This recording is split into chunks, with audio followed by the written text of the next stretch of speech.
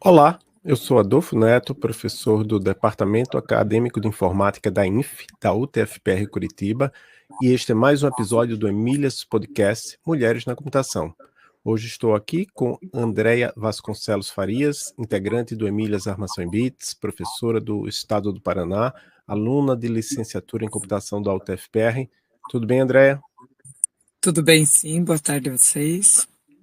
Boa tarde. Hoje estamos aqui, claro, com a Rayane Pimentel, a desenvolvedora full stack, tem um grande interesse por tecnologia e segurança da informação.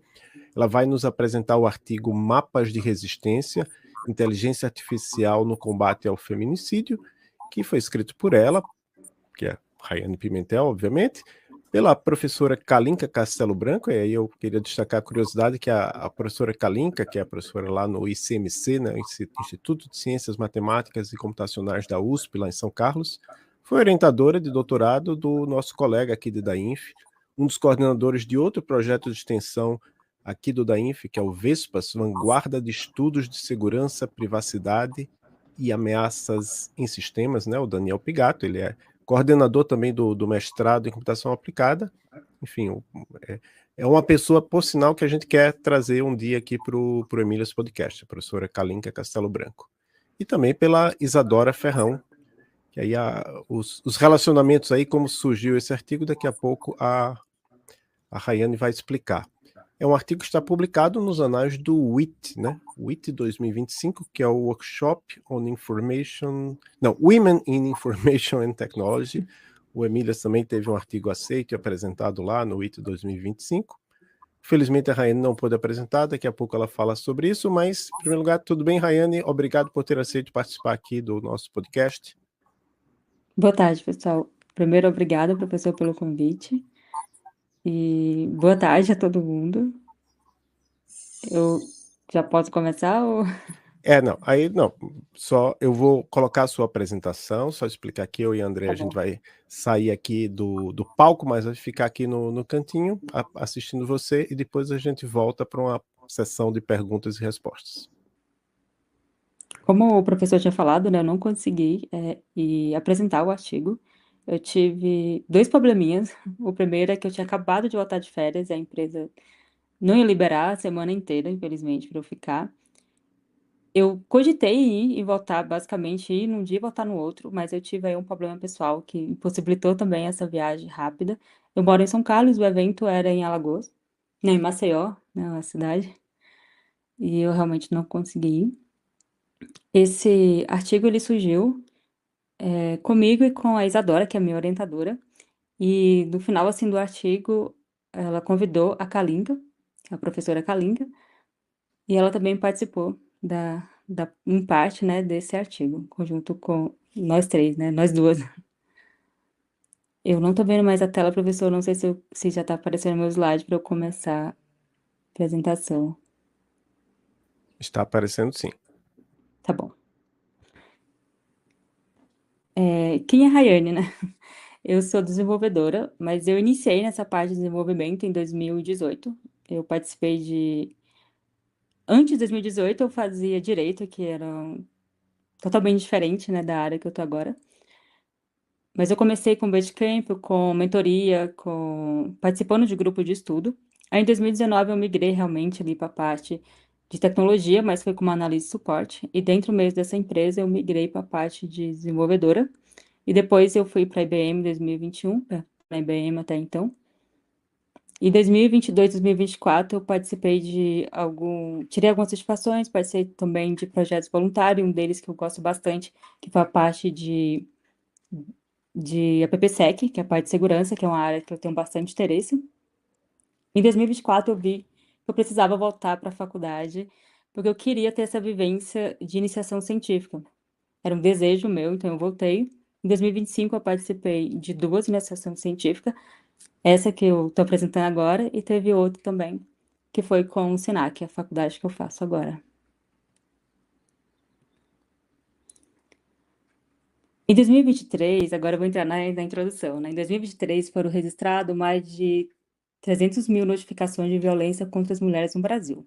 E um dado bem importante é que quase 15% dessas notificações elas ocorreram em vias públicas.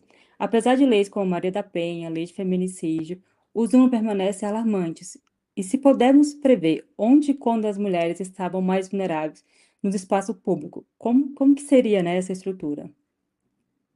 Então, identificamos esse gap. O primeiro, né, que a maioria dos estudos, nosso mapeamento de estudos e políticas públicas, eles olham mais para dentro de casa. É onde acontece, né, a parte de violência doméstica. Mas esquece que a cidade também pode ser perigosa. O espaço urbano está sendo ignorado como fator de risco, com base nos estudos que a gente analisou. E também que falta ferramentas preditivas que ajudem gestores públicos a entender onde e quando as mulheres são mais vulneráveis. Diante desse cenário, estabelecemos 4 objetivos principais. Primeiro, mapear as denúncias, coletar e localizar especialmente os dados por estado. Segundo, correlacionar variáveis, entender como a infraestrutura urbana se relaciona com a violência. E terceiro, calcular taxa patronizada por 100 mil habitantes, para podermos fazer comparações justas entre os estados. E quarto, desenvolver um modelo preditivo usando machine learning que estimule o risco de feminicídio em espaço público, que estime o risco de feminicídio em espaços públicos. Agora eu vou falar um pouco da nossa metodologia. A primeira foi a seleção e coleta de dados. A nossa fonte principal foi os dados DISC 180, que é da Central de Atendimento à Mulher do Ministério da Mulher e de Direitos Humanos, com dados de 2019. Escolhemos essa base porque tem abrangência nacional e variáveis territorializadas, ou seja, conseguimos saber onde as violências acontecem. Ainda sobre a nossa coleta, né, na variáveis de estudo, estruturando nossos modelos assim. Primeiro, variáveis que queremos explicar, que seria a nossa variável dependente, que é a taxa de feminicídio por 100 mil mulheres do ato de violência. E para explicar isso, usamos as variáveis independentes, que seriam do iluminação pública urbana, do CENIS, e horário de pico de ocorrências violentas, que seria do Fórum Brasileiro de Segurança Pública. Importante também frisar que todos esses dados são públicos. A gente usou todos os dados públicos para nossa pesquisa. O pré-processamento de dados. Entregamos essas 3 bases, né, distintas, de 180, atas da violência e CINIS, criando uma base unificada, com 27 unidades federativas. Usamos a sigla da UF como chave de integração e todo o trabalho foi feito no Google Colab, garantindo transparência e reprodutibilidade. Qualquer pesquisador ou pesquisadora pode replicar nossa metodologia. No final, também posso deixar, né, o link do nosso estudo. E a segunda fase foi o pré-processamento, ainda no pré-processamento de dados. Um detalhe técnico importante que eu quis trazer também aqui para a nossa apresentação é que algoritmos de machine learning eles precisam de números, não de texto. Então, a gente converteu as variáveis horário de pico, né, em valores numéricos. Por exemplo, das 14 às 18 horas, virou 16. Das 18 às 22 horas, virou 20. Das 22 às 2 horas da manhã, virou 24. E também fizemos a padronização geográfica, conectando nossos dados com o arquivo do JSON para criar os mapas interativos, que vocês verão logo a seguir. A nossa análise exploratória dos dados, né? Antes de chegar na parte de treinamento do modelo, fizemos uma análise exploratória. Essa análise, ela completa, né, todos por 3 métodos: histogramas para entender a distribuição dos dados, gráfico de inspeção para ver a relação entre variáveis e matriz de correlação para identificar os padrões. E com base nisso, encontramos coisas importantes. Primeiro, há uma correlação positiva, clara entre denúncia e taxa de feminicídio. Estado onde mais mulheres denunciam também tem mais casos registrados. E segundo, identificamos padrões regionais marcantes, especialmente na cobertura de informação pública. Estado do Norte e Nordeste, infraestrutura mais precária nesse aspecto. E a configuração do modelo, né? O modelo escolhido, né, foi o Random Forest Regressor, com 100 árvores de decisão. A escolha desse algoritmo é porque ele é robusto, né, para bases pequenas. E usamos a validação cruzada do Kai-Ford. E as nossas variáveis utilizadas, né, foram denúncia por 100 mil, iluminação adequada e horário de pico. E o que queremos prever é o feminicídio por 100 mil mulheres. Avaliação do desempenho. Como eu tinha falado, né, a gente usou o CAFOD com 5 divisões. A utilização dele foi por uma estratégia adequada para bases pequenas, para prevenir, né, o modelo não decorasse os dados, né, realmente aprendesse ali com os padrões. E todo o ambiente de teste rodou no Google Colab. Análise comparativa, né? É aqui que está um dos nossos principais diferenciais do nosso trabalho, né? Criamos um painel interativo para simulação de cenários. O front-end, o back-end, toda a nossa parte de código também está disponível. No final eu posso disponibilizar, como eu já comentei. E basicamente é o teste de cenário, né? Mais para frente, daqui a pouco, eu vou mostrar como que funciona esse painel. Então, vamos aguardar um pouquinho. E esse é o nosso mapa de segurança para mulheres. Aqui, se a gente olhar, essa parte aqui do mapa, o azulzinho, né, o baixo risco, né, como se fosse assim mais seguro. O que está nessas regiões aqui são alto, moderado, e esses vermelhos são de muito risco. Então, a gente olhar aqui, a média nacional é 21%. Ou seja, de 21 mil denúncias por 100 mil mulheres, ou seja, 21 denúncias, né, por 100 mil mulheres, é a média nacional. Só que se a gente olhar aqui, o Rio de Janeiro, ele lidera com 52,8%. Ele é mais do que o dobro da média nacional, enquanto Roraima tem apenas 8,9%. Essa diferença ela pode refletir tanto na violência real, quanto no acesso a canais de denúncia e conscientização. Como a gente viu, né, quanto mais denúncia... Aqui, ó, vou botar aqui só um pouquinho. A gente viu aqui quanto a taxa de denúncia, né, e a taxa de feminicídio. Ele tem uma correlação positiva. Então, quanto mais denúncia que tenha, né, no canais de conscientização, maior será ali a taxa também. E aqui é o nosso simulador de risco. Aqui você vai inserir as 3 variáveis do nosso modelo. E ele vai retornar ali a estimativa de risco. Ela é uma ferramenta prática, bem simples de usar. Vou mostrar aqui rapidamente. Eu fiz um vídeo que eu fiquei com medo de não funcionar alguma coisa na internet. Mas aqui, basicamente, você pode mudar aqui na parte de denúncia, iluminação e horário de pico. E ele vai calcular ali o risco conforme você pode ir mudando aqui. E aqui também, vou passar aqui um pouquinho, a gente passar o mapa, ele vai dando também algumas informações sobre aquele estado.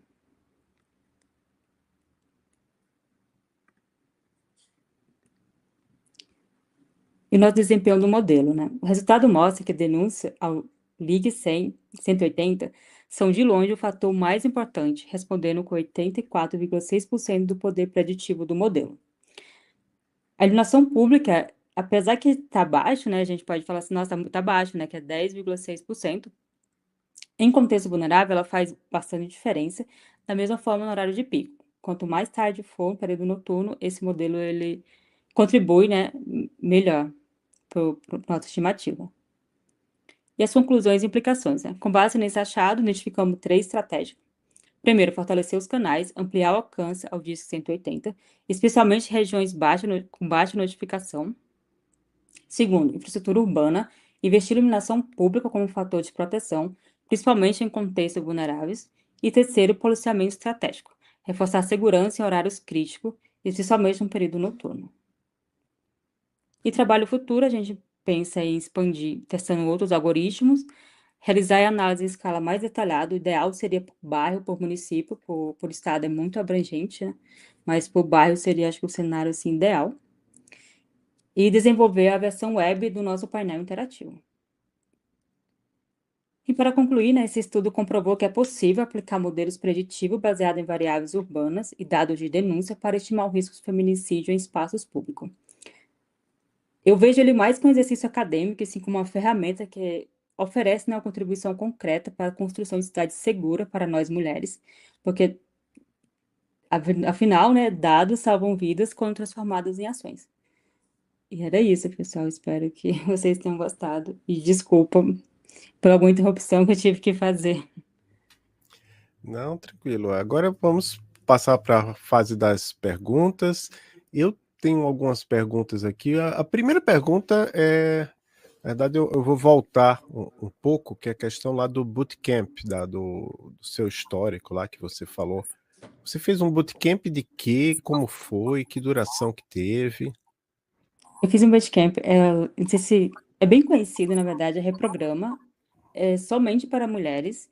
Na época eu morava em São Paulo, capital, e era um bootcamp que acontecia toda noite, durante 3 meses, e o full stack, né? A gente via tanto a parte front como a parte back, então foi o meu primeiro contato ali forte com o desenvolvimento. Até então, eu vim estudando, montei um grupo de estudo, eu gosto bastante de grupo de estudo, e eu montei com algumas amigas, na época a gente usava muito o Facebook, então a gente montou, e a gente se reunia em locais públicos em São Paulo, como Tendal da Lapa, locais que tinham estrutura, né? Que tinha internet, tinha mesa e cadeira para a gente sentar.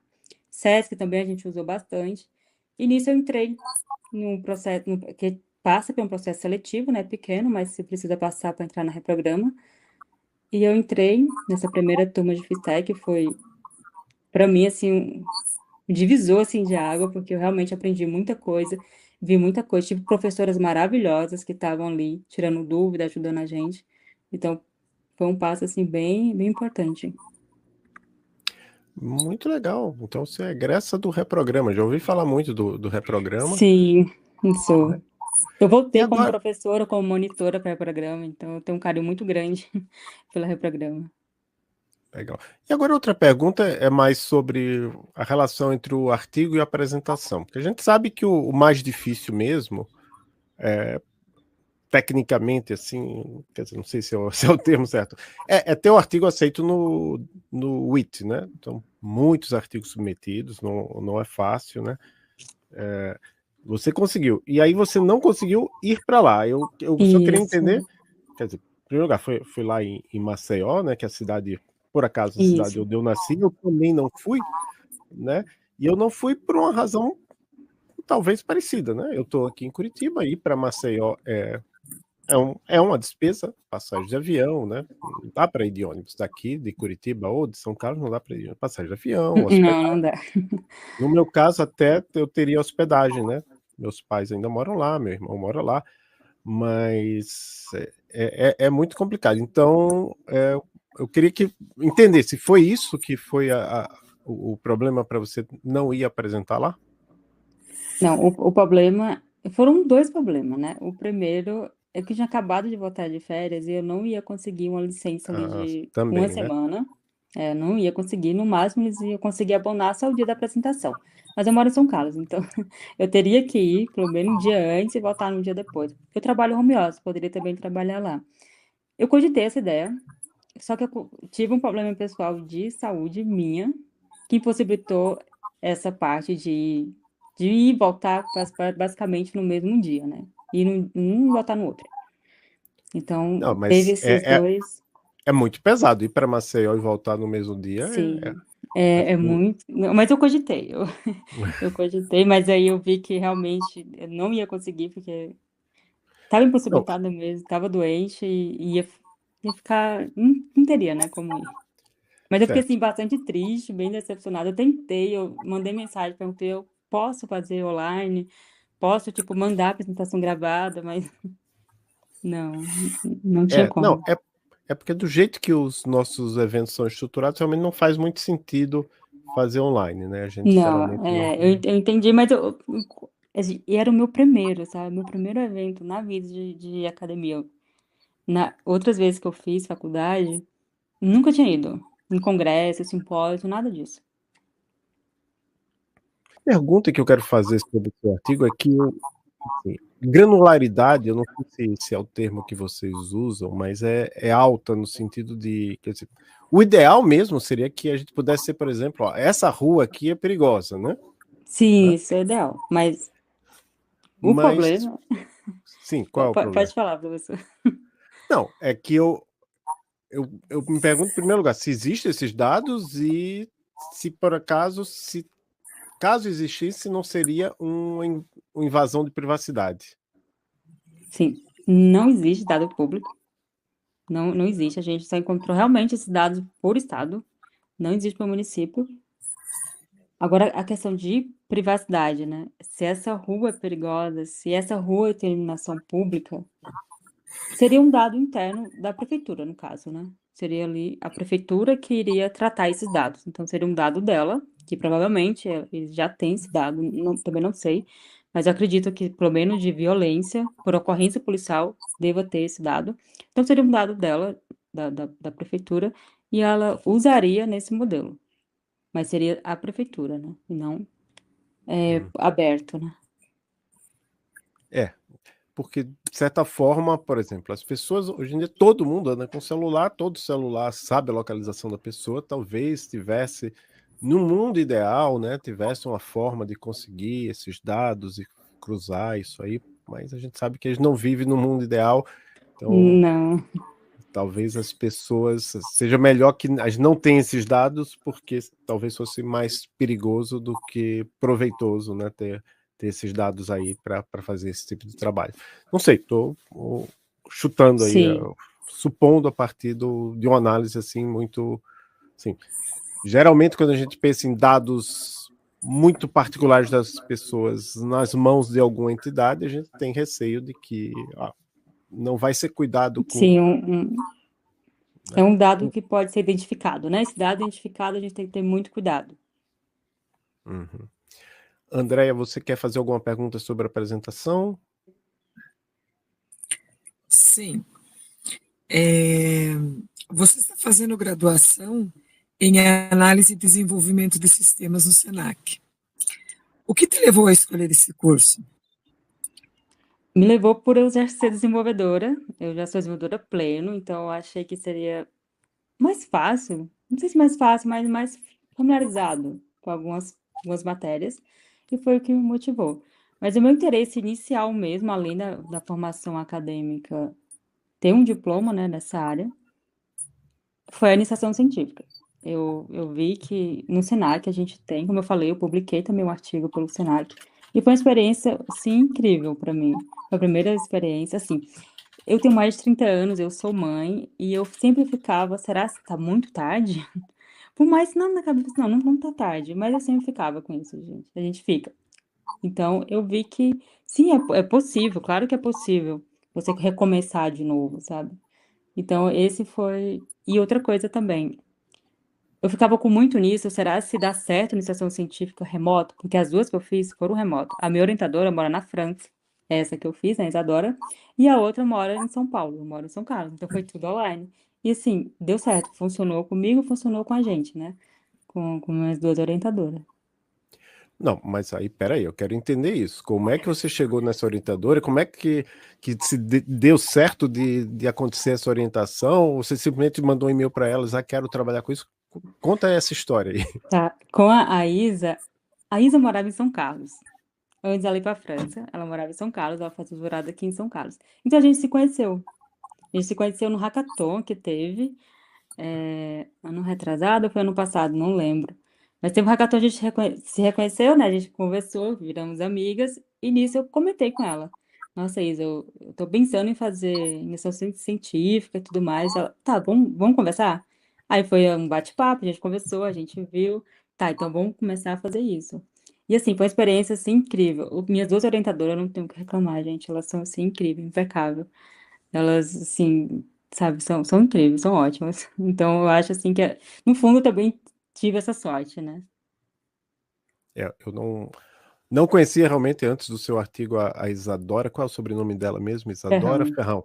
Mas tinha, tinha ótimas referências da Kalinka Castelo Branco, né? Justamente por ser orientadora do Daniel Pigato.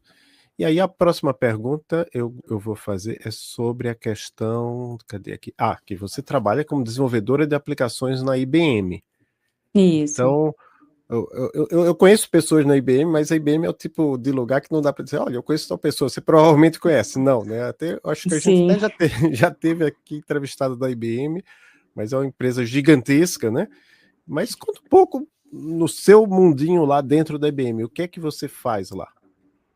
Eu trabalho na parte de consult da IBM, que eu acho que deve ser a maior parte da IBM, aqui no Brasil, pelo menos, a parte de consult. E eu trabalho como desenvolvedora. Eu sou full stack, mas atualmente estou alocada no projeto 100% front-end, e é um projeto que usa assim, Angular, então minha stack principal, né, é JavaScript, tanto na parte front como back. Então, basicamente, eu faço produto para o cliente. Você recentemente comentou em seu LinkedIn que pretende fazer mestrado. Por quê? É um sonho de criança, gente. Eu sempre, assim, acho que quando eu estava na quarta série, a professora perguntou o que eu queria ser. Eu falei assim, cientista. Então, e assim, e eu gosto de estudar, eu gosto de aprender, e eu acho que é uma via, o mestrado, querendo ou não, querendo ou não, você realmente vai ali estudar um tema, né, que você gosta, e você vai ter que realmente estudar, então, e provar aquilo que você, sei lá, que você está estudando, né. Então eu vejo ali, eu quero realmente, inclusive é uma das vantagens aqui dentro da IBM, a gente tem também a parte aqui de acadêmica, né, a parte de pesquisa da IBM, não é fácil de entrar, mas eu vejo como um caminho também. Eu gostaria de seguir, né, nessa área.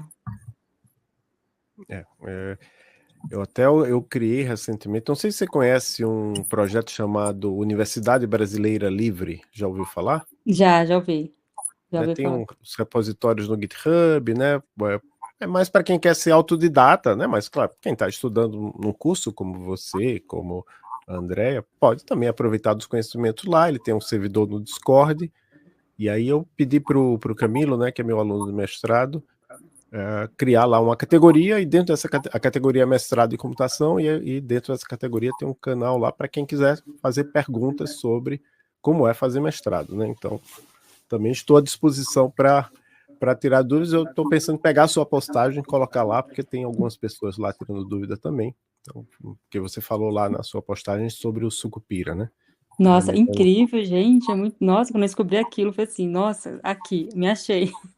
Porque tem os editais, dá pra você saber como que é, tem uma ideia, né.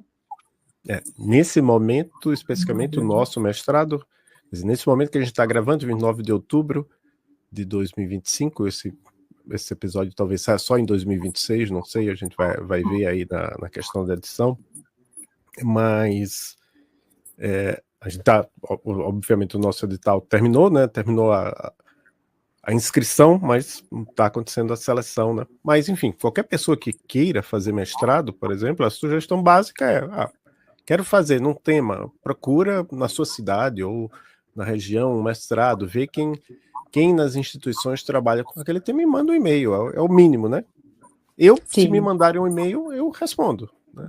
Não vou dizer que todos vão responder, mas eu acho que a maioria responde. E aí você faz iniciação científica como pesquisadora voluntária em segurança de aplicações web. Então já é outra Isso. iniciação científica, não tem mais a ver Outro. com esse trabalho, né? Por essa Por outra é que com o esse tema? Senac. É um tema que eu gosto, é um tema, assim, que eu quero ir mais a fundo, inclusive, se eu não mudar de ideia até lá, o meu mestrado eu quero voltar para a parte de segurança web, que é um assunto, assim, que eu gosto de falar, que eu gosto de estudar. Tô sempre estudando, sempre falando com comunidades, com o pessoal. Então a parte de segurança para mim, eu gosto. Uhum. Como eu falei no começo lá do Vespas, né, o projeto Vespas, que é vanguarda de estudos de segurança, privacidade e ameaças em sistemas, então já está um pouco relacionado, né, ou bem relacionado.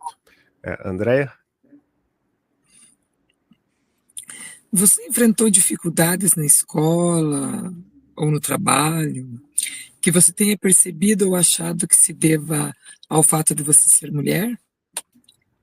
Uma Olha, questão de gênero? a questão de gênero, eu acho que eu fui muito privilegiada nos trabalhos onde eu passei, por eu não ter sofrido, né, nada assim, comparado com, sei lá, do que eu vejo, né. Não, Uhum, quando eu migrei ali dentro da empresa, eu tive pessoas, assim, incríveis que eram como professores para mim. Gente, eu estava iniciando, eu sabia muito pouco. E mesmo assim, eu não vi diferença nenhuma comigo e com outro menino que era júnior. Não tinha essa uhum, diferença. E aqui também, no projeto que eu tô, não tem. A única coisa que eu vejo é que tem poucas mulheres. Não vejo muitas mulheres ainda. No meu time mesmo, é um time grande, mas a maioria é homem. Mulheres codando mesmo, só tem duas. Que esse é o problema que meio que motivou a existência do Meninas Digitais, que é o programa dentro da Sociedade Brasileira de Computação que organiza o WIT, né, onde você teve seu artigo publicado, porque realmente eu digo, a gente não tem aumentado significativamente o número de mulheres ingressantes nos nossos cursos. Não vou dizer isso, né? Mas E pelo no menos mercado de trabalho, desde que eu entrei em 2019, eu não vejo ainda muitas mulheres. Na própria licenciatura, nós ainda somos minoria. até na licenciatura em computação. Até na licenciatura em computação.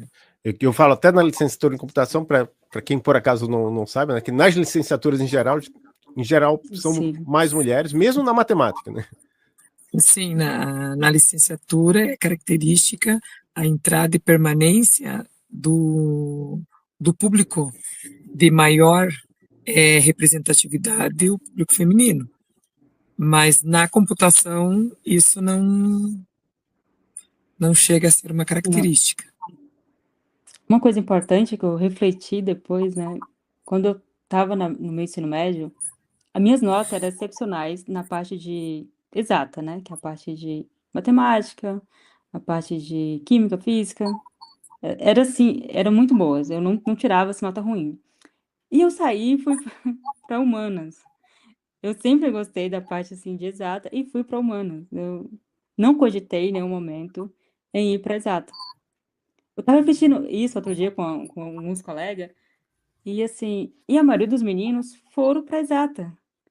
Tipo assim, era uma turma de 5 pessoas que eram, assim, excepcionais, exata. Eu não fui para exata. A outra menina também não foi. E os meninos que era foram. Então, É, eu não sei muito bem por quê. Não sei se a gente não via muitas mulheres na época. Eu morava no interior do Ceará, gente, sou cearense. Eu morava em cidadezinha bem pequenininha. A faculdade mais próxima, pública, ela estava umas 4 horas da minha cidade. você morou até que idade, mais ou menos, lá? Eu morei até meus 19 anos. Ah, então foi bastante tempo. Sim, É, bastante tempo. não sei se você sabe, mas agora tem, né? Tem em Quixadá, tem a Universidade Federal do Ceará, campus Quixadá, que é um campus tecnológico, é um campus somente com curso de exatas. A gente vai ter uma entrevista, que esse podcast nosso é uma rede, né? Então tem o Fronteiras da Engenharia de Software, uma entrevista que a gente acabou de gravar, talvez já esteja publicado quando esse aqui sair, é com a professora Carla Bezerra, que é professora lá da UFC Quixadá. Eles têm conseguido ótimos resultados lá. O Quixadá era a cidade mais próxima da minha que tinha faculdade pública. É incrível a quantidade de gente boa que ela consegue por lá, né? Muita gente boa que tem lá na região e que estava precisando de uma oportunidade, vai lá para a UFC Quixadá. E agora tem também, a gente vai entrevistar ainda, mas a gente já conversou, mas ainda não agendou, mas em breve deve ter entrevista com o professor Anderson Shoa, que já é na UFC Itapajé, que aí é outra região do estado, e o Anderson foi aluno da Carla. Se não estou misturando as coisas, mas eu acho que o Anderson foi aluno da Carla na graduação.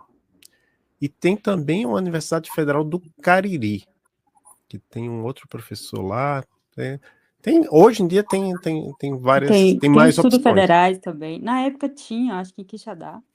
E eu lembro de ter olhado, e tinha redes, sabe? Tinha umas coisas assim lá. Só que a maioria era homem que ia. E eu fiquei assim, não, eu vou pra humana. Agora eu vou fazer a pergunta para você que, de certa forma, você já respondeu em parte, que é a questão. Você participou lá do hackathon, não, do bootcamp do Reprograma, né? Mas aí em São Carlos, tem algum grupo de apoio para mulheres na computação? Você participa? Em São Carlos, eu sei que a USP tem de Python, né? Elas ensinam, mas é mais para adolescente, né? Os cursos aqui que elas ensinam é Python para adolescente. Mas tem um PyLadies também. Mas assim, aqui em São Carlos mesmo, eu já participei do IT, mas hoje, esse ano, como eu tirei para fazer iniciação científica, eu me afastei de todos os grupos que eu tava, tanto online como presencial. Certo. Andréia? Alguma mulher te inspirou ou te motivou a seguir essa carreira? Na parte de tecnologia, né? Foi Isso, quando eu entrei na Reprograma e a gente conhecemos algumas mulheres da área, né? E uma delas, ela é UX, é a Carla Bona. Ela era assim, gente, ela era incrível na sala, ela era tipo, ela é uma das fundadoras do Reprograma. E ela ali, querendo ou não, ela acabou me incentivando a realmente continuar estudando e ir mais. Então, assim, de conhecer pessoalmente, eu diria que foi ela. Muito bom, anotei aqui, quem sabe a gente entrevista também ela, né? E o que você diria para meninas ou mulheres que estejam pensando em seguir carreira na computação? Eu diria para não desistir, para não ficar com medo que não vai conseguir, que só vai ter homem, porque eu ficava com esse pensamento, e procurar grupos. Uma das coisas assim que a Reprograma ela trouxe para mim era como se fosse uma terapia também. Eu tinha um bebê pequenininho na época, sou mãe, né? Ele tinha 2 anos ou 3 anos. E ali era um momento de acolhimento também, elas não só ensinavam, como elas tinham também todo um acolhimento ali com a gente. E eu acho assim que grupos, até hoje a gente tem contato, a gente desabafa, então acho que é necessário ter. Eu recomendo você ter ali um grupo de apoio. Andréia? Você tem alguma sugestão de livro, filme, séries, podcasts, quadrinhos, da área ou não, que você queira indicar para os nossos ouvintes ou para os nossos ouvintes? Olha, da área, um que assim, que é incrível, ela é incrível, é a Luane, ela tem curso gratuito, é na parte de programação, né, que é de Java e Angular. E assim, gente, para mim o livro dela, JavaScript, também é incrível. Eu gosto bastante dela. Agora, livro pessoal, posso citar um livro pessoal que eu gosto bastante. Ver as Américas Pode. da América Latina, do Galeano. É um livro assim que ele mudou dentro assim de mim algumas percepções que eu tinha. E eu gosto bastante desse livro. Esse é um que eu também gosto também. Eu vi na graduação de letras. Como eu fiz graduação em exata, nunca pensei em letras, não li, mas já ouvi falar, claro, do Eduardo Galeano. Então, Rayane, as pessoas que puderem entrar em contato, que quiserem entrar em contato com você, acho que você tem um LinkedIn, né? Não sei se você está em outro lugar Isso, também. tem um LinkedIn, Raine Pimentel, GitHub também, Raine Pimentel. Eu criei um Instagram agora para falar de iniciação científica. Confesso que ele está um pouquinho abandonado, mas eu pretendo popular ele um pouquinho melhor. É rai.pwd. E é isso. Andréia? Chegamos ao fim desse episódio. Quero agradecer a sua presença aqui conosco no Emílias Podcast. E você quer agradecer, ou quer mandar um agradecimento para alguém, quer mandar um abraço para alguém? Quero agradecer vocês pelo convite, agradecer também a professora Kalinka e a professora Isadora Ferrão. Isadora, ela é incrível, gente, sigam ela. Ela está sempre colocando oportunidades assim incrível. A trajetória dela também é incrível. E assim, ela é uma inspiração assim para mim, como não só de acadêmica, mas pessoal também. Dá para a gente sentir na tua fala, né? Que você fala delas assim e se emociona. Brilho nos Sim, olhos. sim. Muito bom, muito obrigado a todos e todas que nos escutaram. Nós somos a Rede Emílias Podcasts. Também a gente está também nas redes sociais, principalmente no Instagram, Emílias_UTFPR. Tem também o nosso site. Eu não vou lembrar aqui de cabeça, mas tem um link lá no Instagram. E se colocar Emílias Armação em Bits UTFPR Curitiba, imagino que nos buscadores, que os buscadores hoje em dia estão piorando, né? É mais fácil eles darem uma resposta com Sim, IA do que eles colocarem o link fácil do lugar que você quer achar. Mas a gente a gente tem um site dentro do endereço tfpr.curitiba.br/Emílias, se não me engano, e no Instagram também. E a gente publica sempre que dá.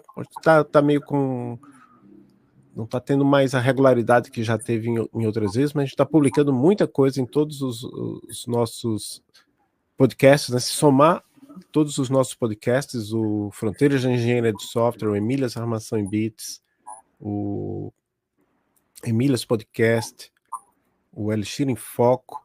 Não, peraí, eu estou misturando aqui. Fronteiras, vou falar por ordem de criação. Primeiro veio o Emílias Podcast Mulheres na Computação, foi criado em 2019. Em 2020 foi criado Fronteiras da Engenharia de Software, que é o nosso podcast mais popular.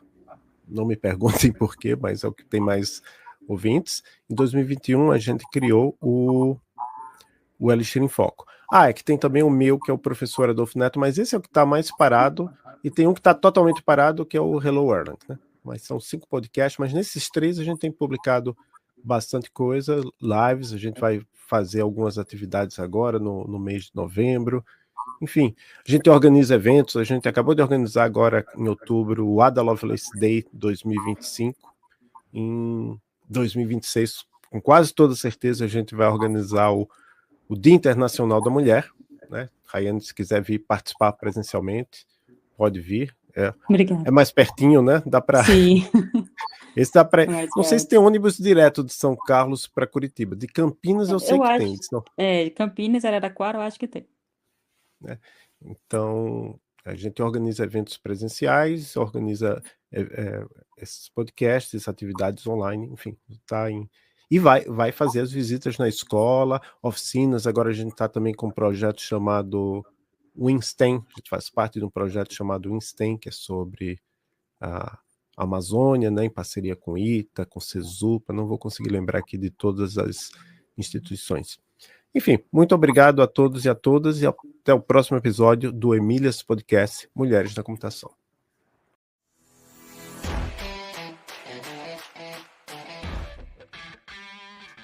Este é um episódio da Rede Emílias de Podcasts, que é uma iniciativa dedicada à divulgação de conteúdos relevantes nas áreas de tecnologia, ciência da computação e engenharia de software, com foco especial na diversidade e inclusão.